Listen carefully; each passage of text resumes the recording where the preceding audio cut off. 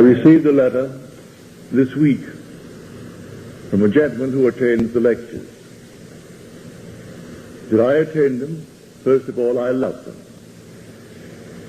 They make me feel so secure and peaceful and fulfilled. But it doesn't last very long.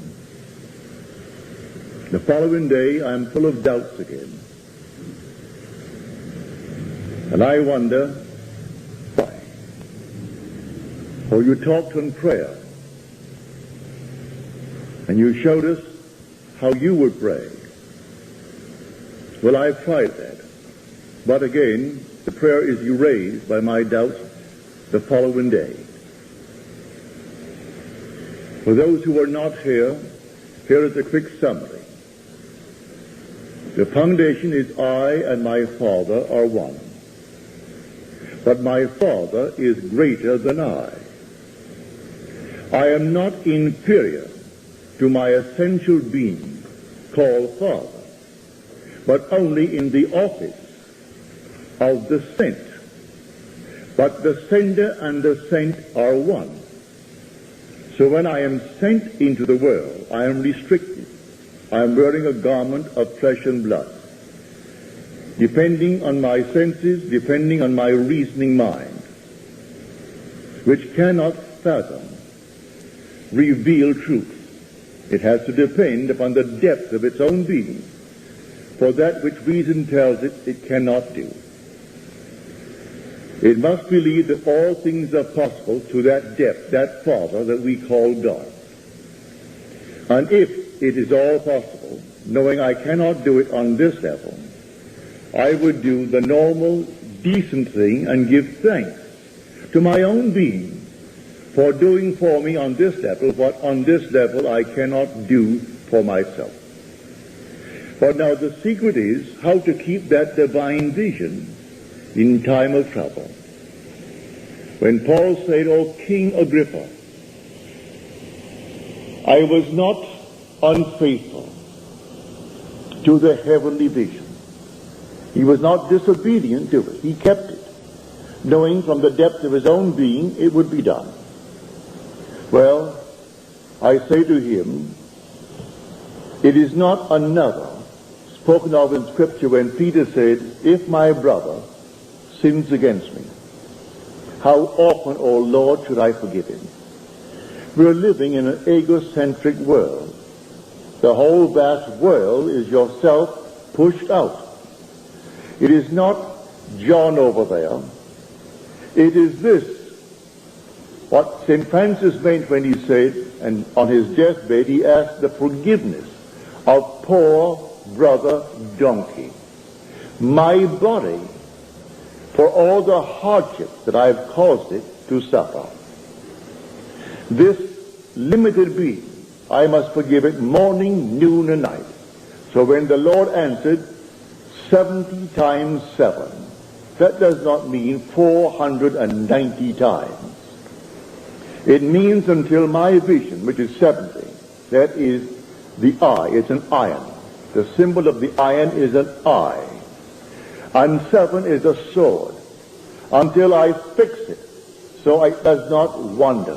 It does not move from one place to the other. I am not disobedient to the divine vision.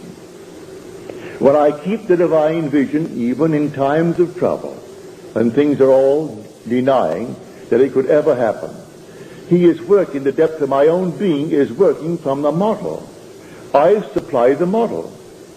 I want this, that, and the other. I dare to assume that I have it. Having assumed that I have it, it is entirely up to me to hold that model from which he works. He will externalize it in my world if I am faithful to the divine vision. That divine vision need not be some wonderful, heavenly, spiritual vision. It's something based upon the world of Caesar. That's a vision. It is not yet externalized, but I know what I want. I must hold it in my mind's eye. And if tomorrow I wonder, 70 times 7, remember, you come back to the model, because he is working from a model. And the model is supplied by you on this level in the capacity of the sent. You have been sent into this world. Now I say to him, that's what I would suggest to you if you're here tonight. That you simply try to go back to the vision, because you became aware that you had wandered. Not everyone is aware that he wandered. At least you are aware that you have wandered from it. You go back to it. Now in the letter he said, the previous week it seemed to me that you were very critical of a multimillionaire in his 80s who is now taking up yoga to extend his earthly days in this world. Do you mean he should have prayed instead?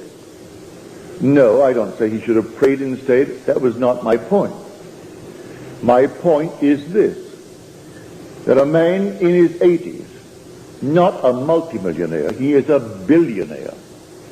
A billionaire is one who has in excess of $1,000 million, not a few $1 million. In any man's language, $1 million is an awful lot of money. But a billion is 1,000 million. And he still wants more, and he's in his 80s. And to prolong his body that he may gratify that hunger, he's taking up yoga. And he thinks he's a very spiritual man because he doesn't eat certain foods, and he doesn't drink, he doesn't smoke. So he is a holy man in his own eyes. But I will say this for him. He cannot, by my saying to him, you should now change your attitude towards life and want the spiritual things of life. No, the hunger hasn't come upon him. He has a hunger for Caesar's dollars. And as long as that hunger remains, he has to gratify it. So I'm not critical of him. I use him only as an example. But I'm fully aware of the fact that he has not yet had that hunger as you're told in the book of Amos. The 8th chapter of Amos, the 11th verse. I will send a famine upon the earth. It will not be a hunger for bread, nor a thirst for water, but for the hearing of the word of God. Well, he doesn't have that hunger. So at the age of 80 plus, he still has a hunger for things in this world. But Scripture warns us in the 13th chapter of Hebrews and the 6th chapter of 1 Timothy. Be free. Let your life be free from the love of money. For the love of money is the root of all evils. Didn't say a few evils, all evils. You can trace it back to what money means to man. Money means power. All the wars in the world are economic wars. When man thinks that he can lead his nation into war and get more markets for his people, more of these things, it's all economic. And so, if he thinks he can, he does it. And all wars are economic wars.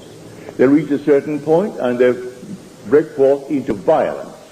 But before wars come, it's still an economic war. And it's based upon the love of money.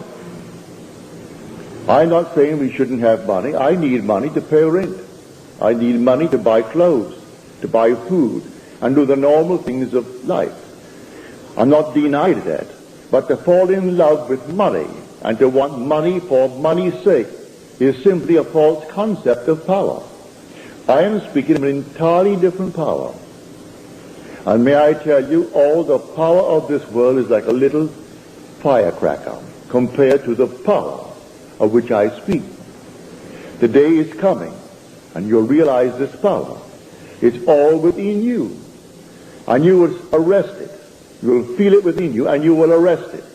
And the whole vast world that you are perceiving will stand still. It's absolutely still and dead. You can change its motivation while it's still, and then release the power within you, and it will execute the change motivation and think it initiated the change. That's power. There's not a thing in the world comparable to such power. It's all within a man. The day will come, man will have access to that power. In that day, he'll know he is God. So I am not criticizing the man for wanting another billion. I use him only as an example to present it to you who come here, that you are not on that track. I trust you are not. If you needed money, certainly ask for it. And then if you do not know how to bring it into your world, then give thanks to the depth of your own being. As you're told, commune with your own heart on your bed and be silent. So you commune in the sense, what would it be like if it were true? What would the feeling be like if it were true? Well, then you assume that feeling. You wear that feeling. That's a vision. And then that forms a mold. And the depth of your own being, who is your Father, who is God, the ultimate God, takes that mold, and from that mold he externalizes. Because he has ways and means that the surface mind knows not of. So that's what I meant when I used this man as an example only, but certainly not to criticize him. You are told, and this is scripture, I am from above, and you are from below.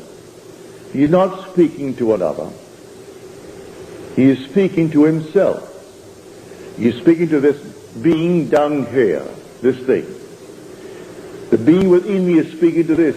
And it says, I am from above, and this is from below.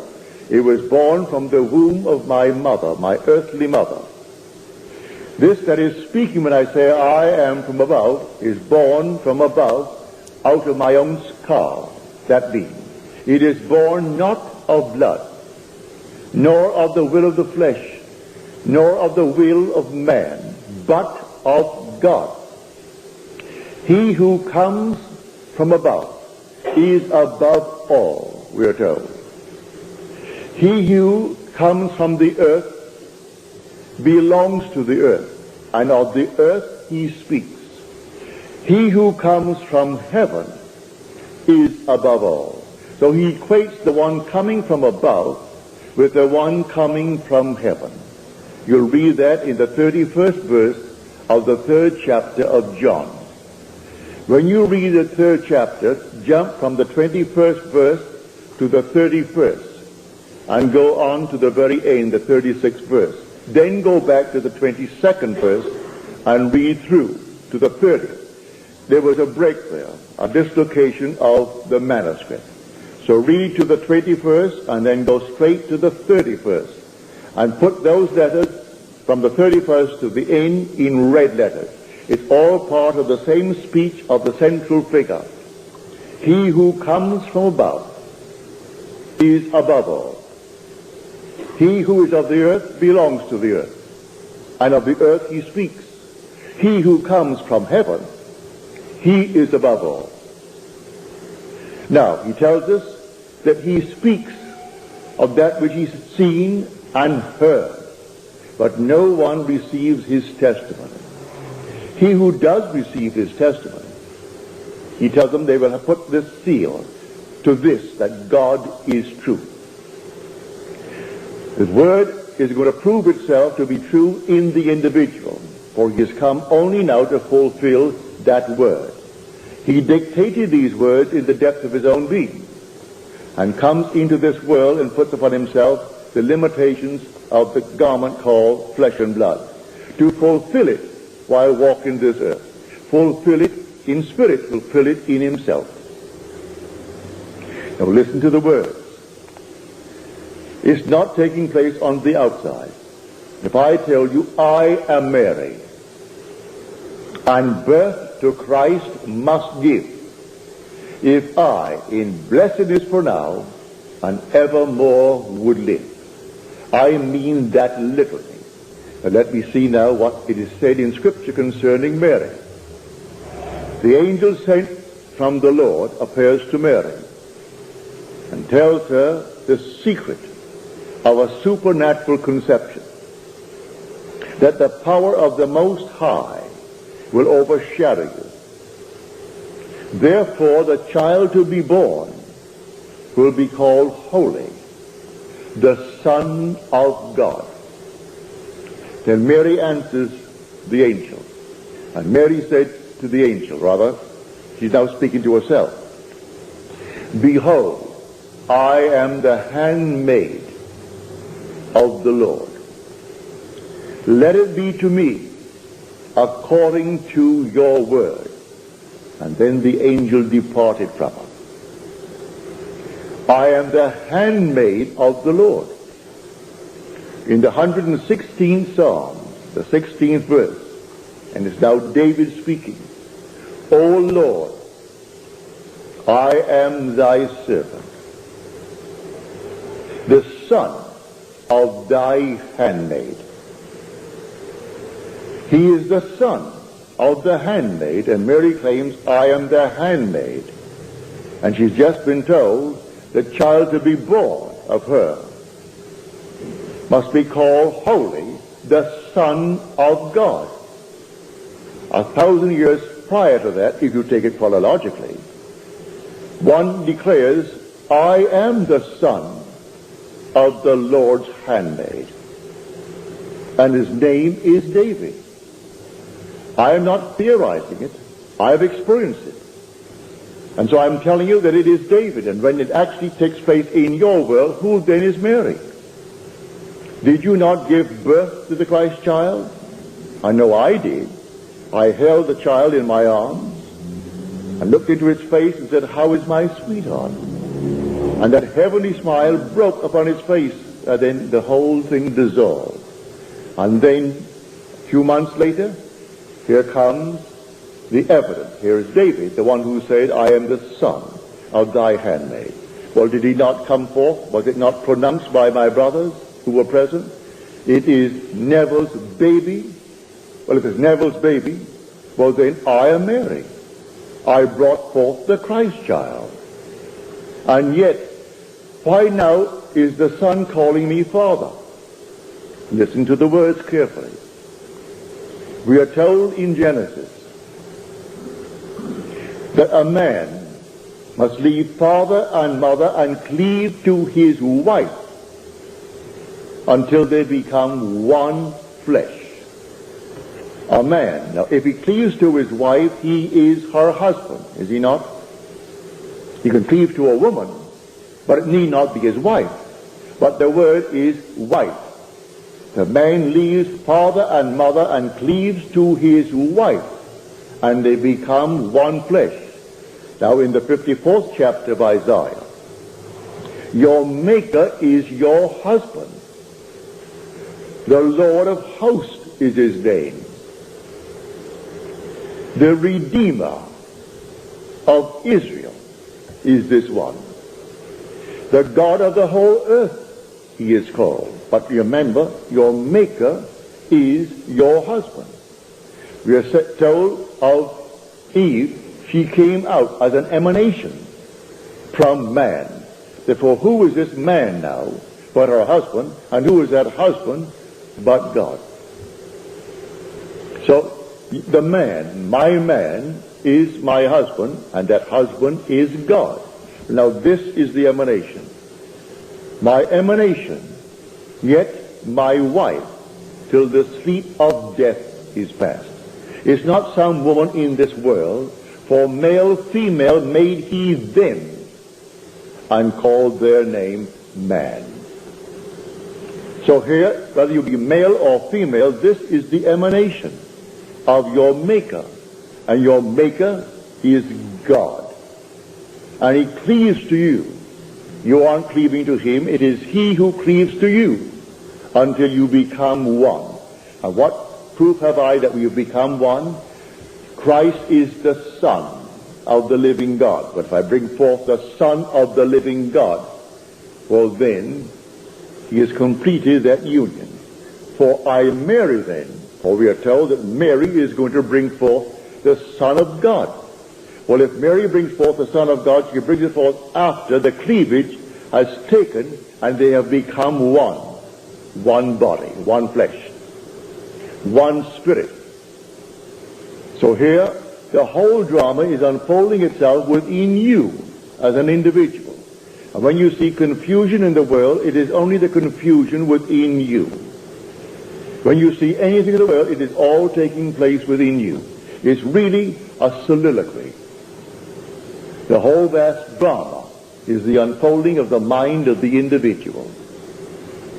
So you are the one sent, and you are the sender. In the capacity of the sent, you seem inferior to your essential being, the sender. But do not forget, I and my Father are one. And he who sees me sees him who sent me. If he sees him who sent me, then I am the sent. And I'm telling you from my own experience, you are that very being who embraced you. He actually embraces you, and you fuse, you become one. And when you see the Son, he is the image of the one who embraced you. But when you were embraced by him, you felt you were one with him. He who is united to the Lord becomes one spirit with him. So in that union of you and the one who embraced you, you actually are the very image of that being. And David is the image of that being. And you are that being. And it's all done in spirit. It's not done here in flesh at all, in spite of all the arguments to the contrary. This belongs to the world of Caesar. And many men of science and philosophy will accept as an explanation nothing that comes from beyond or above this world of nature. They will not. You can't blame them. They see it here, and they've done marvelous things with it. They confine themselves to things here that they can prove. But we confuse ourselves, deeply confuse ourselves, when we simply identify the wisdom that comes from above with this wonderful knowledge that comes from below. Knowledge is science, and wisdom is revealed truth. And you cannot in any way prove it to anyone. I can take the wisest man in the world who calls himself the scientist and tell him what I'm telling you tonight. And the chances are he will go away and say the man is a little bit cracked. There's no proof. You can't present the proof. And he wants proof. Well, you can't present the proof. There is no way of proving to anyone that the kingdom of heaven exists until you have entered it. There is no way of proving that God exists until you have the experience of God who exists. There's no way of proving to another that the Christ child is an eternal child, that David is eternal, that he represents, he is the sum total of humanity. He is the resultant state of all the experiences that man is capable of going through. You go into this world of man and play all the parts. And when you have played all, at the very end, the cleavage is taking place. And he is the resultant state. He comes out as the Son of God who played the part. But while he's playing it, he's in the depth, molding your world in harmony with that mold that you offer him. But what mold am I offering him tonight? When I say I am, and I put a name on it, that's the mold I am offering him. If I say I am secure, I am blissfully happy, I am, and I name it, that's his name I'm calling. I am. And then I put the mold on it. Now, I must be faithful to that vision. That's a vision. It's not yet in the world. It's a vision. And so I must keep the vision in time of trouble and turn to him when I become aware that I'm not faithful, instead of wasting my time condemning myself for turning away, go back. He said 70 times 7, you forgive your brother. And this is poor brother donkey that God himself is riding. In a few weeks' time, you'll find all the churches decorated. There'll be a donkey, and they will have the Lord seated on it, and they'll have all these things moving up to the cross. And people will think that that actually took place on the outside. No, this body is the donkey that the Lord wears. And I'm riding him. And many a time he has thrown me. Many a time he has turned aside. They're very stubborn animals. Do you know that? He used to take a donkey on the beach in Barbados. And I had one special one. And he had the capacity to stop on a dime. He could run as fast as lightning and stop on a dime, which meant you went about 20 feet over his head. But it was fun. You were kids, you didn't care. You never thought of consequences. You break your neck. You got on that beach, a nice wide beach, you got on that donkey, no halter, nothing, bareback. And off you would start and you're holding on. And all of a sudden, bang. And Neville goes 20 feet in front of it. Sometimes you would come up, your blood all over, because the sand got you. But it was fun. Going to the beach and wash it off, and that's all. Hoping that mother wouldn't see it. But that animal is a symbol of this body that you and I are wearing. It is called among the animals of the world, it's called one of the most salacious of animals. All through the West Indies, these men who are seeking public office, they go through with a donkey in the open car with them, as a symbol of their virility. And of course all these crazy people are howling and carrying on with them, because he is a strong man. That's a symbol, the donkey. But I tell you, all these wonderful symbols are true, but don't worship the symbol. The donkey is your wonderful body of flesh and blood. And you have to be constantly in control of it, constantly taking care of it, and simply turning to the depth of your own being, when on the surface self you can't do it. So when you're told, you are from below, and I am from above, don't think some man feels himself superior to men, and he's telling them that they're below him. That's not it at all. It's the being within you that is from above. It is that being who will ascend. This being cannot. This belongs to the earth, and of the earth it speaks. But the being who came from heaven is the being who is from above. And the day will come, because he and he alone descended, he and he alone will ascend. He will leave this world and ascend to himself from which he came. So he tells us, I am leaving the world, and I am going unto my Father. You will see me for a little while, and then you will see me no more. For I am ascending unto him who sent me. And you return, that very being. But the being here is wearing a very restricted garment while he is here. And that garment is the poor other donkey. And that has been made to suffer through our mistakes in this world. So again, I say to my friend, if you are here tonight, I had no intentions of criticizing anyone. I just used it as an example to show you that there's something far, far greater in this world than the love of money. Far, far greater.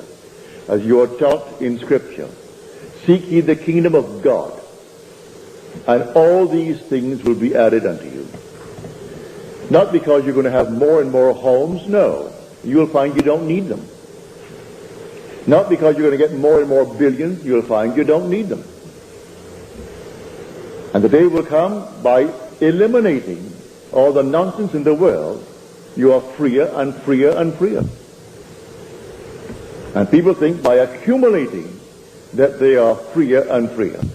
It's by simply eliminating the unnecessary things in this world. If I bought everything that came to my door, I'd have to move out from a 7-room apartment into a 50-room house. Only yesterday and today, a man tries to sell me now water. Only $5 a month. Or only $5 a month. Yesterday someone tried to sell me the cable TV. Well, that's only, I think, $5 a month. Another day, another $5 a month. You put it all together, and finally you're spending something like $200 on things you do not need a month. And these go on and on and on. But people are told through propaganda that you need them, you must have them. Must have what? I once enjoyed a lovely big $600 color TV set. Then it cost me a fortune to keep it going. You pay $600 for it, and all of a sudden he tells you the tube is gone. I said, yes? Well, then let's have a new tube. Well, that's going to cost you $250. $250 for the tube? He said, yes. I said, take it away. I gave it reluctantly to my maid. I said, Doris, I shouldn't give it to you. This is a burden. Because to put that tube in is going to cost you $250. And I'm going right out tomorrow and buy myself a nice small 21-inch black and white. Well, I got a 19. That's all I need it for. I do not need the huge big color TV set. Everyone thinks he has to have a huge big color TV set. I have a 19-inch black and white. I rarely turn it on. If a game is on, and I like games, I'll turn it on. That's good enough. I prefer my Bible. So why must I be always keeping up with the Joneses? So I only use the story to illustrate a point. Keep yourself free from the love of money, for the love of money is the root of all evils. It's the cause of all the wars in the world. That love of power is a symbol of power. And the power of which I speak puts all the power of this world into nothing. You can't conceive of any power in this world that you could use to make humanity stand still and you change its motivation. And yet within your own head you have that power. And you look upon the world as you see it, and suddenly you stop the activity within your head. And all activity stops. And they're not independent of your perception of them. You think they are, but they're not. They're all yourself pushed out. And they're animated by the activity within you. And you're carried away by the things that they're doing as though they're things completely strange and different from what you are doing within yourself. And it's not so. And you stop it, and then you release it, and everything moves on to fulfill its purpose. But you can change its purpose. And then you will know you're on the very verge of being born from above. For this is your right. This is your power. And you enter an entirely different world. And when you ask by others, describe that world to me. Paul tells us, eyes have not seen, nor ears heard, nor hath it entered into the hearts of men, the things already prepared for those who love the Lord. How can you use any image of earth to describe that world? You can't do it.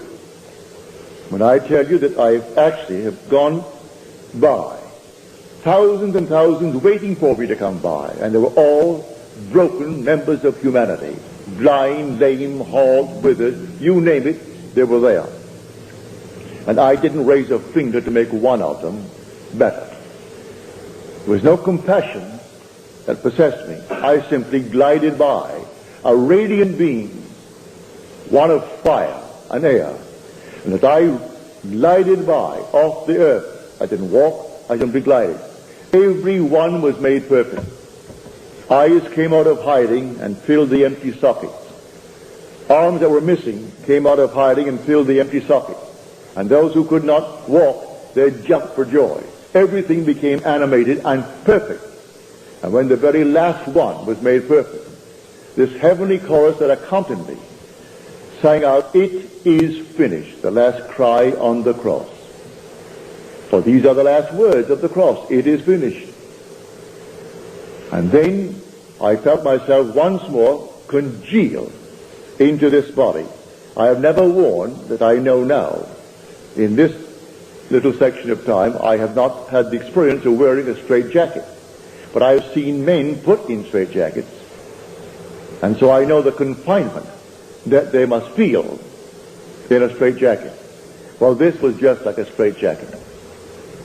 That's how confining this body is, after you've experienced the freedom of this heavenly, immortal body that is yours. It is radiant, it's immortal, and that body is yours. And the day will come, you will complete the journey in these garments, and then that body will come out. And when that body comes out, you, the sent, will return to yourself, the sender. And you and I will rejoice together in a heavenly sphere that you cannot depict by using any image on earth to describe it. It can't be done. Because eyes have not seen it and ears have not heard it. And how can you tell it? Until he brings you where those who have gone there have been. Can't do it. But here I am here to encourage you to set your hope fully upon this grace that is coming to you. It is coming. No power in the world can stop it. You came down deliberately. No one took your life. They're going to tell it on the second day, the second day of April is Easter. So 2 days before that they're going to tell a story which isn't so at all. Our man was crucified by people who would not believe him. Isn't so? The crucifixion took place in the beginning of time. And when you are born a woman, that's when you are crucified here. But I was crucified with the cosmic Christ in the beginning of time. And then I came down into this world. And my mother gave me a garment of flesh and blood. And that's the cross I wear. That's my slave. I am a slave of that cross. For I can't command anyone to perform any of its normal natural functions for me. I have to perform them myself. Eat myself, assimilate and eliminate, and no one in the world can do it for me. No matter how much money I have and how powerful I am and what I am. I have got to perform the normal natural functions of that brother donkey. So I'm writing that towards the end. And they're going to weep and say a certain group, a certain race crucified a man. Didn't do it at all. Have we not read the Bible? No one takes away my life. I lay down of myself. I have the power to lay it down and the power to take it up again. So he confesses that no one has ever taken away his life. And yet for 2,000 years we perpetuate the lie and tell that story over and over and over. And it isn't so at all. Read it in the Gospel of John. The most profound book in the New Testament is the Gospel of John. No one takes away my life. I lay it down myself. I have the power to lay it down and the power to take it up again. And so I have laid it down myself, willingly, to enter this arena. And at the end I can say what Paul said. I have fought the good fight. It is a fight. I have finished the race. I have kept the faith. Henceforth there is laid up for me the crown of righteousness. And then he goes on to say, let no one bother me. For I bear on my body the marks of Jesus. Everyone will bear them because everyone has them. The marks are there, but they're not driven in with any little nails. They are whirling vortices. A vortex binds me here, a vortex binds me here. One here, one to my right, and two, my two souls. The six-pointed star of David. That's the Christ star. He is the son of the Lord's handmaid. So you can safely say, and mean it when you say it, you have not yet brought forth the Christ child, but I am Mary, and birth to Christ must give, if I in blessedness for now and evermore would live. In my own case, I have brought forth the Christ child. But I can say to those who have not yet had the experience, you can put it in that tense that I've just quoted. Because everyone's going to have the experience. And not one will fail. And then you will see the mystery. The whole thing is a mystery. So tonight, you take your ideals, you take your dreams, and dare to assume that you have already realized them. Knowing on the surface you cannot do it. You do not know where to turn. But believe me, the depth of your own being knows. All things are possible to him. Before Mary said, "Behold, the handmaid of the Lord," the angel said, "With God all things are possible." The same thing said prior to the first child promised in Genesis. Is anything too hard for God? It's the same. It's simply a different translation of the same meaning. Is anything too hard for God? And so the child was named Isaac, because Isaac means he laughs, and the Christ child laughs. The minute you hold him, the face bursts into the most heavenly smile, and the whole thing dissolves as you're holding him in your arms. You brought forth the Christ child. When you dwell upon this, it may not seem practical. It's more practical than anything in the world. Far, far more practical than telling you how to go out and get $1 million.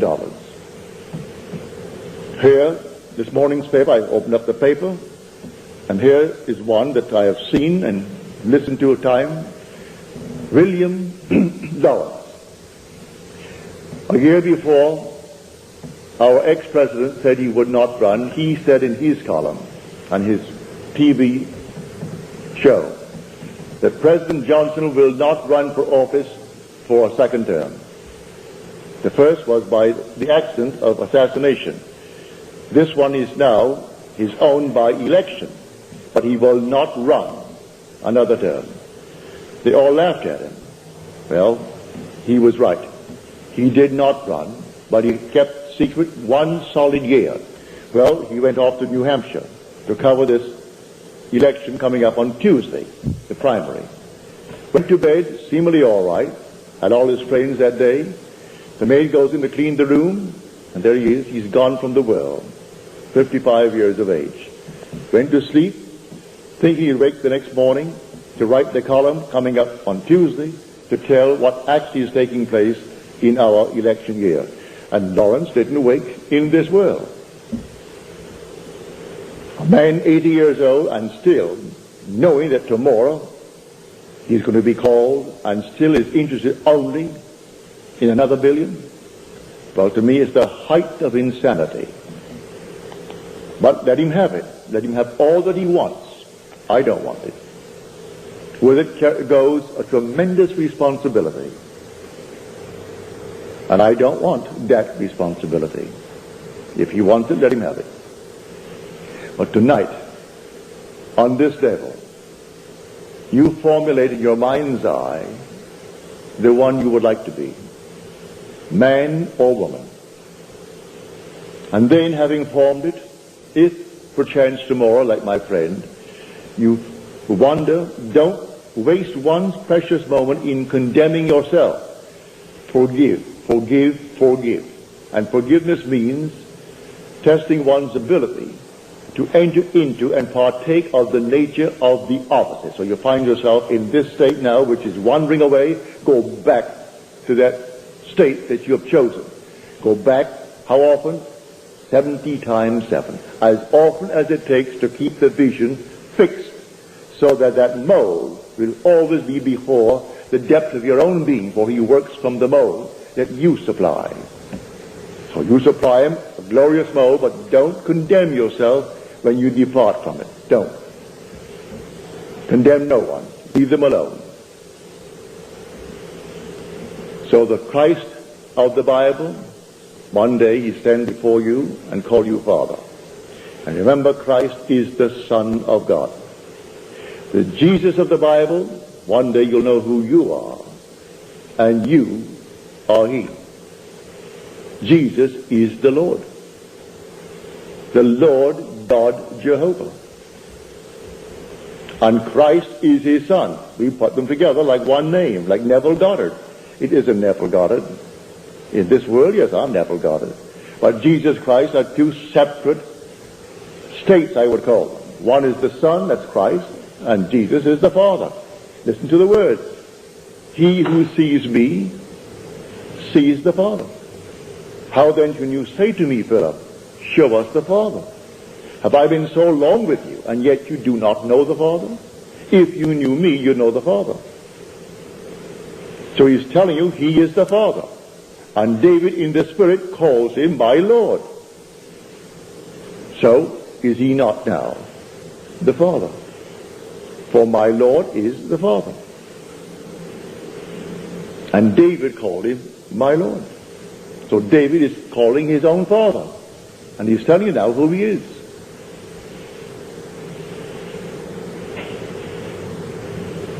It's the greatest mystery in the world, eternally taking place, eternally true. You take it to heart, and if you have it down on tape, play it over and over. These ideas that are so different from what man has been taught to believe,